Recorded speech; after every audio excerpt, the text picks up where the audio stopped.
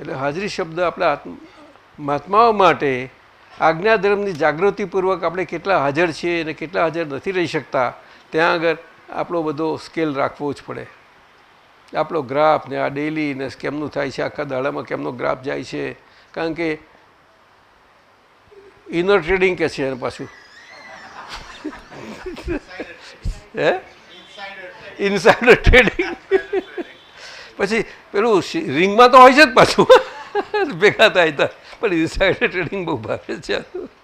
ત્યાં આગળ આપણું જોવું જોઈએ તો હાજર છે કે નહીં ત્યાં.